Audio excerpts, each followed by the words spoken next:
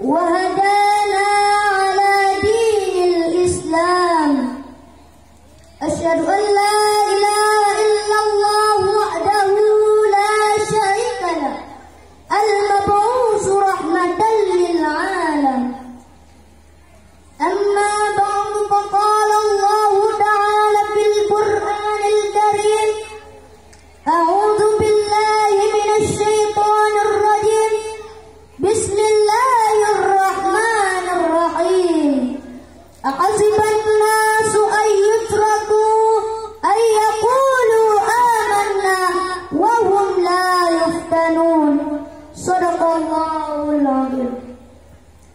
Mengawali pertemuan kita pada malam yang berbahagia ini, marilah segenap puji dan syukur, baik itu pujian yang diucapkan oleh malaikat langit dan malaikat bumi, baik itu pujian yang dicurahkan oleh penghuni langit dan bumi, dan apakah itu pujian yang dituturkan oleh sekalian Nabi, mulai Nabi Adam alaihissalam hingga Nabi kita Nabi besar Muhammad sallallahu alaihi wasallam. Dan apakah itu pujian yang dikeluarkan dari mulut para aulia, ulama, dan semua makhluk yang ada di dunia ini hanyalah tertuju kepada Allah Subhanahu wa ta'ala, yang telah menganugerahkan nikmat iman dan nikmat Islam, sehingga dengan nikmat tersebut kita dapat membedakan mana yang hak dan mana yang batil. Selanjutnya, salawat beserta salam sama-sama kita doakan agar selalu Allah limpahkan kepada junjungan kita Nabi besar Muhammad sallallahu alaihi wasallam, dan juga kepada ahli dan sahabat beliau sekalian, dan pula kepada tabi'in, tabi'ut tabi'in, dan kepada ulama, baik itu ulama mutaqaddimin maupun ulama mutaakhirin yang merupakan sirajan wa munira. Takdim dan keikhlaman setinggi-tingginya kepada yang mulia Al-Karram Abu selaku penasihat Yaman Najul Fatah beserta keluarga terdekat. Takdim dan keikhlaman setinggi-tingginya pada yang mulia Ayahanda Rohanita bersama pimpinan Yaman Najul Fatah beserta keluarga. Mudah-mudahan Abu beserta keluarga dan pimpinan Yaman Najul Fatah beserta keluarga selalu dalam rahmat dan lindungan Allah Subhanahu wa ta'ala. Kemudian kata-kata penghormatan saya kepada Dewan Guru mencakupi seluruh santri Yaman Najul Fatah, dan teristimewa kepada Dewan Juri Arif lagi yang bijaksana dan diduduki seluruh hadirin wal hadirat yang saya cintai dan yang mencintai saya. Dewan Juri yang saya hormati, hadirin wal hadirat yang saya cintai. Di kehidupan yang modern ini, tentunya kita banyak menghadapi ancaman, gangguan, bahkan akidah pun sudah digoyahkan. Dari sinilah kita harus menguatkan keyakinan dan keimanan, karena keyakinan dan keimananlah yang harus kita utamakan. Dikarenakan hidup di dunia ini tidak selamanya indah. Terkadang ada tantangan dan rintangan yang harus kita lewati. Ini adalah ujian dari Allah untuk hamba-Nya. Dengannya Allah akan menghinakan seseorang atau memuliakannya. Banyak orang yang tak sanggup menghadapi cobaan sehingga menderita dan terhina karenanya. Dan tak sedikit pula yang selamat dan sukses sehingga Allah memuliakannya. Memiliki iman yang kuat, iman yang tangguh, butuh dapat dan rintangan yang harus kita lewati agar iman itu tetap kokoh pada pondasinya. Oleh karena demikian, terbukalah hati saya ingin mengutarakan satu jalan yang berjudul jalan yang harus ditempuh agar iman tetap tangguh. Dewan Juri Arif tadi yang bijaksana, hadirin wal hadirat yang berbahagia. 13 tahun lamanya Rasul berjuang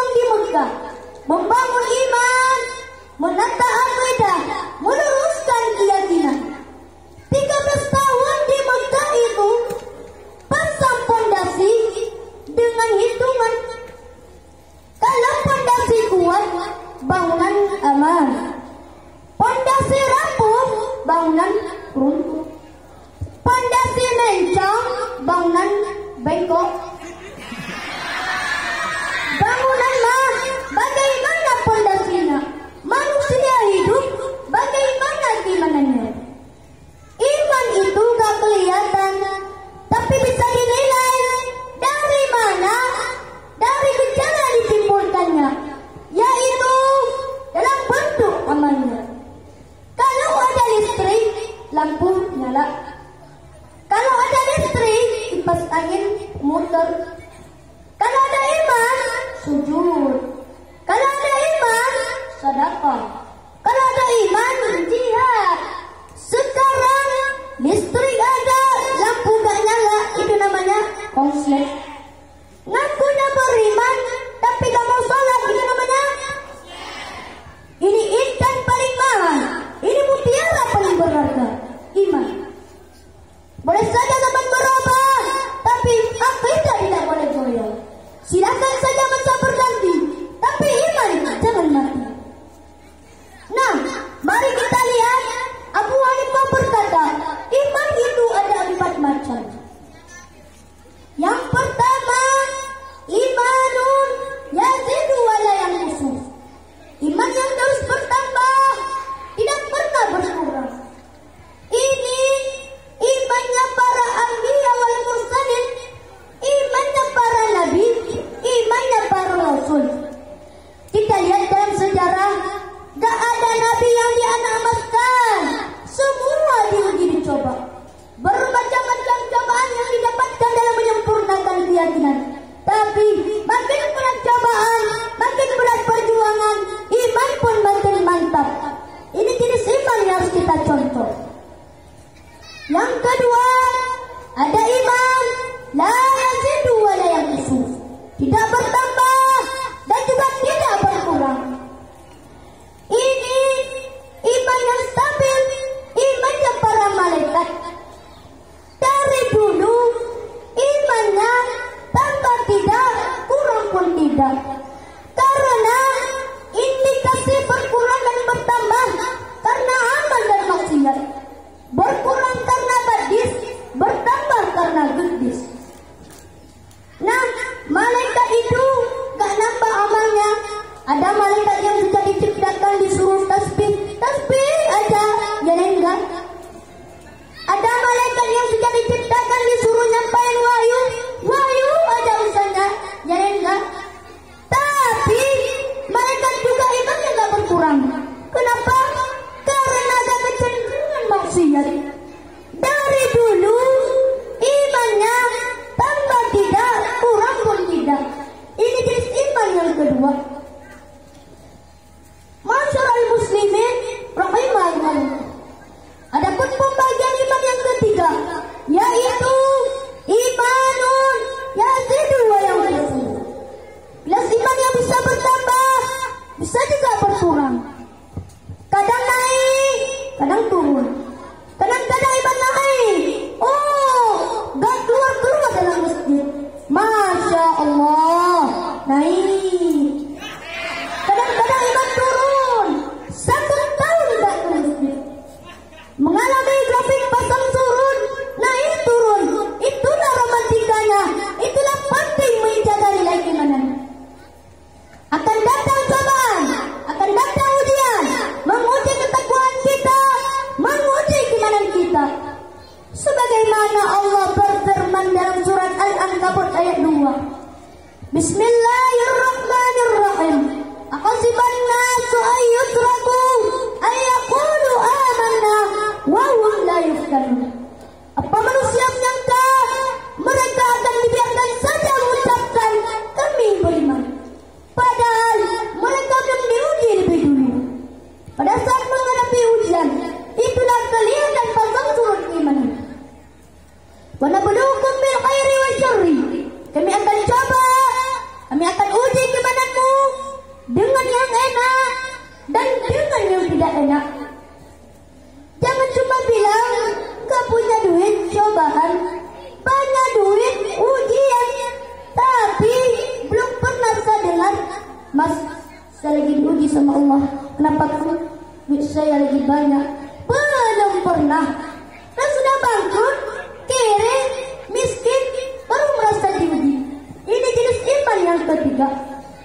Yang keempat, imanun yang khusu wa la yazid. Iman yang terus berkurang, tidak pernah bertambah. Ini umumnya orang munafik. Ini karena imannya pura-pura, makin terkikis, akhirnya habis sama sekali. Dewan Nuriyah lagi yang bijaksana, hadirin wal hadirat yang berbahagia. Setelah mengetahui 4 macam pembagian iman tadi, tentunya kita sudah tahu urutan mana yang termasuk dalam kategori iman kita. Untuk menjaga agar iman kita tetap kuat pada pondasinya, ada beberapa yang harus diterapkan dalam kehidupan sehingga iman kita tetap kuat pada pondasinya. Yang pertama, dengan menuntut ilmu agama. Sebagaimana Allah berfirman dalam surat Al-Mujadalah ayat 11, Yarfa'illahu alladhina amanu minkum walladhina utul ilma darajat wallahu bima ta'maluna qadir. Orang-orang yang beriman, apalagi imannya didasari ilmu agama, maka Allah akan menetapkannya pada posisi paling tinggi, menemui gunung pencakar langit. Itu pun tidak seberapa. Itulah penting mencari ilmu, karena dengan mencari ilmu adalah jalan yang ampuh agar akidah kita tetap pada jalan Ahlussunnah wal Jamaah. Itu yang pertama. Yang kedua, dengan banyak bertafakkur. Tafakkuru fil khalqillah, menuruni ciptaan Allah. Ini akan menambah nilai iman, mampunya tetap utuh. Sebab kalau iman sudah melembaga, maka mata memandangnya iman. Tangan bekerja di dasar iman. Dari iman, dari sumber energi yang menggerakkan kita sebagai manusia. Bertafakkur boleh di mana saja. Seseorang boleh di masjid, iktikaf. Dia boleh di laut, tapi hatinya memikirkan ciptaan Allah. Rabbana ma khalaqta hadza batilan. Tuhan, tiada satupun yang Kau ciptakan ini sia-sia. Ditambah lagi, kita sering membaca Al-Quran. Kedua ini membuat iman kita utuh. Yang pertama dengan banyak bertafakkur. Yang kedua sering membaca Al-Quran. Makanya orang-orang yang beriman yang membaca Al-Quran makin kuat imannya, makin kokoh, makin mendekatkan diri kepada Allah. Hadirin wal hadirat yang berbahagia. Oleh karena demikian, sebagai seorang hamba, kita tidak ingin amal dan ibadahnya berkurang karena berkurangnya iman. Untuk menjaga agar iman kita tetap kuat, kokoh, dan utuh pada akidahnya, pertama kita harus menuntut ilmu agama supaya akidah kita tetap pada jalan Ahlussunnah wal Jamaah. Yang kedua, dengan banyak bertafakkur pada ciptaan Allah. Dan yang terakhir, sering membaca Al-Quran dan tadabbur dengan makna. Silakan gantung cita-cita Anda setinggi langit. Oh, saya ingin kuliah di Amerika. Silakan. Oh, saya ingin jadi gubernur yang adil. Tidak jelek. Oh, saya ingin jadi seorang ilmuwan. Bagus. Tapi ingat, ketika kita kembali ke alam barzakh, hanya 5 soal yang ditanyakan. Bukan IPA, bukan matematika, tapi man rabbuka, siapa Tuhanmu? Wa man nabiyuka, siapa nabimu? Wa ma qataluka, wa ma imamuka, wa man ya'waluka, siapa saudaramu? Semua ini tidak akan bisa kita jawab apabila tidak didasari oleh ilmu dan iman. Hanya ini pidato tentang saya, yang benar dari Allah, yang salah dari pribadi saya. Yang benar tolong dimanfaatkan, yang salah tolong dibuang saja. Hadanallahu wa iyyakum ajma'in. Assalamualaikum warahmatullahi wabarakatuh. Waalaikumsalam warahmatullahi wabarakatuh. Beri semangat.